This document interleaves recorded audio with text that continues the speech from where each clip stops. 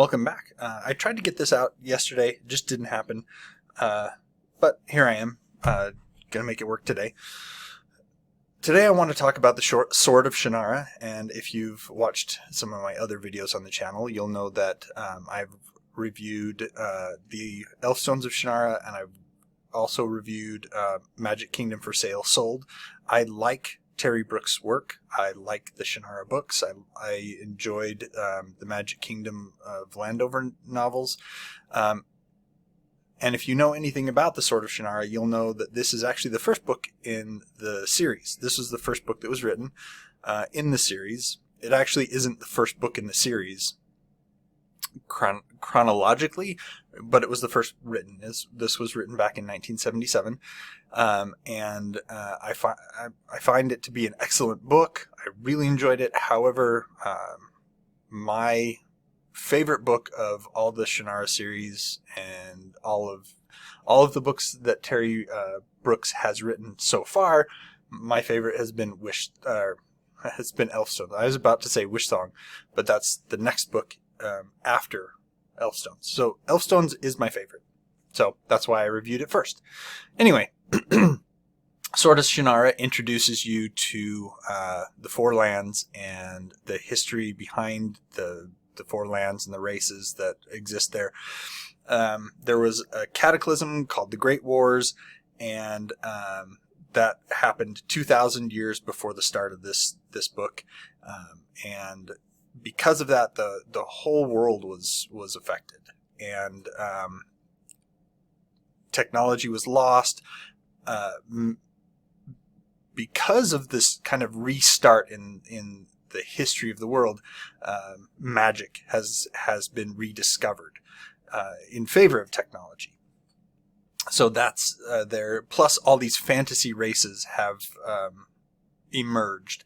Now, what you find out is that humans, they're there, obviously, but now we have gnomes, dwarves, trolls. All of these fantasy races are actually mutated humans because of this Great War, and they were named after the fantastical races that were supposed to have existed in the past. Now, the Sword of Shannara, the reason it's called that is because of a sword talisman that was created at the at the end of this cataclysm. The people who were lore keepers and knowledge keepers of all the races who emerged after the cataclysm, they were gathered together and they became druids. And they formed the Druid Council to guard this knowledge, to preserve it so that when it was necessary, it could be brought back and used again at the proper time. So, as I said, magic is now a force in this world. And at the time when the druids were coming together, one druid in particular and became evil, wanted to use the power that he'd gotten, and he became the Warlock Lord. The Warlock Lord took some druids with him. They became evil, and they tried to take over. In order to combat him, the druids banded together, obviously banded together the other races, and this was the first war of the races. The second war of the races, pretty much the same kind of thing happens, but the druids were basically massacred so that they wouldn't be able to stand up against the Warlock Lord. Well, one druid was left, and he forged a sword and gave it to the king of the elves, who was named Shannara. That's why it became the Sword of Shannara. With this talisman, they were able to defeat the Warlock Lord, but not kill him. And to kind of figure out why that was, you kind of have to read the first King of Shannara, which is the prequel novel to this. But 500 years later, after all this takes place, we see the rise of the Warlock Lord and his skull bearers again. They're coming back, and they're again sparking a war against the other races to try to take over the Four Lands. The last druid in the Four Lands, who is the descendant of the one who created the sword, he goes to find Shay Omsford. Shay lives with his adopted brother Flick. They live in a place called Shady Vale, and Alanon, the druid, comes to them and says basically that because of everything that happened with the sword, and because it was given to this king, there's a perception in the Four Lands that only the king can, or only those who are descended from the king can wield the sword. And because of the Warlock Lord, they need Shay to come and wield the sword to defeat the Warlock Lord, because he's a descendant of this king. And it makes sense from a magical perspective, not necessarily from any internal logic, because kind of the way that magic works is it's based very strongly in belief. So if you don't believe it will work, it won't work. And so if you don't believe that you can wield the sword won't work for you. And that's one of the reasons why it comes down to this one. You find out through everything that he's actually a half-elf, and that's why he's descended from this king on his elvish side. But this is also the introduction to the elf stones. The elf stones are 3 magical stones that become the kind of one of the main plot points in the elf stones of Shannara, obviously. But the elf stones were given to Shay by Alanon. You never really find out why Alanon had them, but he gives them to Shay as a means of protection against the minions of the Warlock Lord, because there's basically nothing that can harm the minions of the Warlock Lord except magic. And most people don't actually have magic. Magic is there. Alanon, as the last druid, wields magic and things, but most people don't just have magic. And so because of that, they have no defense against the Warlock Lord and his and his minions. So Shay and Flick then leave Shady Vale to go on this quest to find the sword and to defeat the Warlock Lord once and for all. Along the way, this does end up kind of becoming an ensemble novel where there's a cast of characters, and each character fulfills a role in the party. One of the nice things about this is you have these young men who are pretty inexperienced in adventuring and going out in the world and all that kind of stuff. They lived in this place called Shady Vale, and they ran an inn. But they come across these much more experienced and competent adventurers who then start teaching them how to be adventurers themselves. Some of the things that are interesting about that I feel are interesting is it does end up kind of becoming a plot point, because you have this cast of characters, which can be a problem if each character doesn't get time to shine. And so you do have these subplots that are going along where Flick is Shay's adoptive brother, and he actually is related to.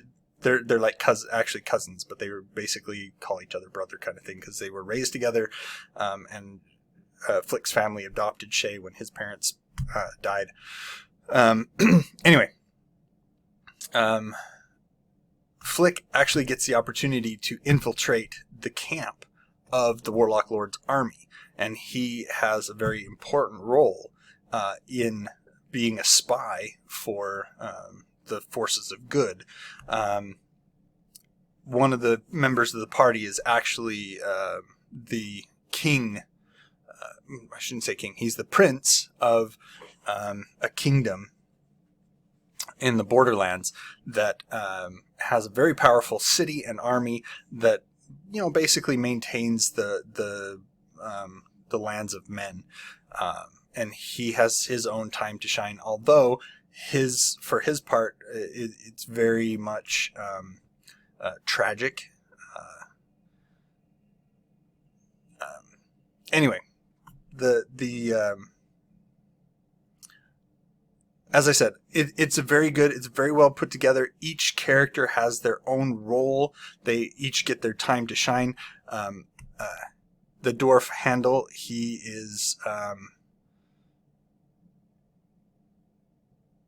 has an incident where he fools the entire gnome army because of how much they hate him, which is quite an interesting scene in the book. And Shay, again, it does all revolve around him using the sword to defeat the Warlock Lord. So that is the apex, the culmination. I shouldn't say apex, I should say climax is the better term here, is the climax of the story, and what goes on in getting him from this little backwater community town where he works at an inn to destroying the Warlock Lord. As I said, very good writing, very good how the plot is woven together and how each character gets their time in the spotlight, and how each character grows and develops as they go along. The Elven brothers that are in this, not so much. They still have their part to play, but anyway, if you're looking for a good series to start, there's quite a number of books in the Sword of Shannara series. Starting with the Sword of Shannara is a good place to start. It does have the background you need to be able to go on to the rest of the series.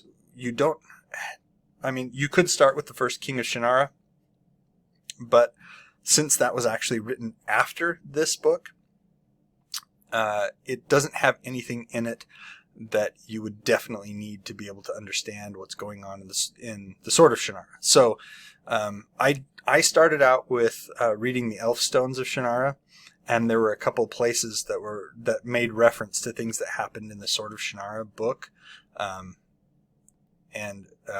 so there was for me a couple places where I was like, well, what are you talking about? What's going on here? So my dad had this series and he let me read it, but he couldn't remember where the Sword of Shannara was. I believe he'd lent it to a friend, and that friend hadn't finished it, but he still had the Elf Stones, and he let me borrow that one. So I read that one first, and that's why I had, like I said, it's great. I love the Elf Stones of Shannara. In my opinion, it's the best book in the series. The Sword of Shannara is an excellent book. There was just some confusion for me in starting in the second book as opposed to starting in the first book in the series. So that being said, the Sword of Shannara is excellent. I highly recommend it. If you have thought about getting into the HBO show based on the Elfstones of Shannara, don't. It's terrible. I was only able to watch one episode, and it was so bad. I don't know why adaptations of literary works tend to be so awful. I can only assume that it's the director trying to put their own spin on things, and rather than trying to just go along with what the author had originally envisioned. Which actually applies to the Rings of Power too. So anyway, that being said, take it easy. Hit me up in the comments, like and subscribe as always, and have a good day.